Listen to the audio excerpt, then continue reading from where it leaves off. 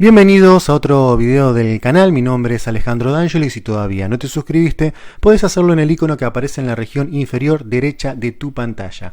Y en el día de hoy vamos a hablar un poco sobre los diferentes términos que se están manejando hoy en día a partir del avance del coronavirus, términos como la mutación del mismo, como pueden ver, digamos, en la portada del video. Esto no necesariamente significa que el coronavirus nos vaya a dar superpoderes.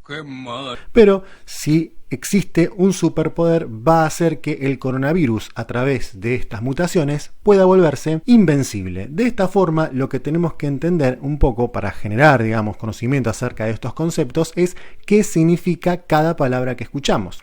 Cuando hablamos de una mutación, es algo que ocurre comúnmente en todos los virus. La mayoría de los virus tienen ciertas mutaciones en lo que sería su secuencia genética y que suceden todos los meses o todos los años, ¿sí? Tal es el caso como, por ejemplo, de lo que sería la vacuna de la gripe, que tiene anualmente diferentes mutaciones.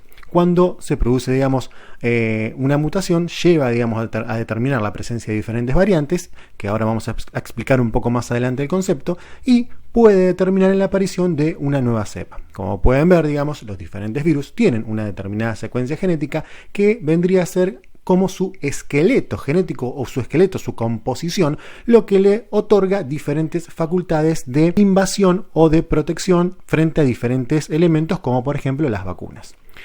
Entonces, cuando hablamos de mutaciones, hablamos de que son cambios que tienen los virus a nivel genético, o sea, en su esqueleto, ¿sí?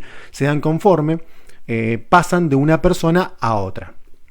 A su vez también lo que se denomina variantes es cuando hay diferentes mutaciones que se agrupan en ramas o linajes y generan la presencia de diferentes variantes o diferentes linajes, como por ejemplo la que se encontró actualmente en el Reino Unido o la que se encontró también en Sudáfrica. Pero cuando estas variantes llegan a ser a gran escala, pueden producir un cambio en gran magnitud en lo que sería el esqueleto del virus, produciendo la aparición de una nueva especie, es decir, una nueva cepa, ¿sí? O sea que demasiadas mutaciones provocan un cambio sustancial, ¿sí? Se forma una nueva cepa o una nueva especie del virus y esto puede producir que modifique sus actitudes o sus cambios en relación a la infección o a la invasión que producen los diferentes organismos. Esto es muy importante de saber, de entender estos conceptos por el hecho de que nuestro mecanismo de defensa, aparte de nuestro sistema inmune, es la creación de diferentes vacunas, ¿sí?, que nos ayudarían a defendernos de estos virus, ¿sí? Por suerte, los laboratorios de Pfizer y BioNTech confirmaron que su vacuna funciona contra las nuevas mutaciones del coronavirus.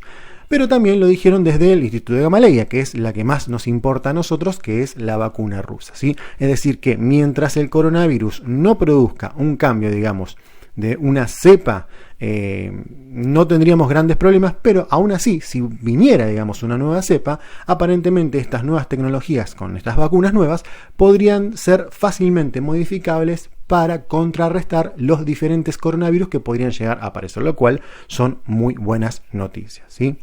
Espero que les haya gustado el video. Cualquier duda o pregunta pueden dejarlas en los comentarios. Estoy a disposición para responder cualquier pregunta acerca del coronavirus, cualquier duda que tengan. Muchas gracias.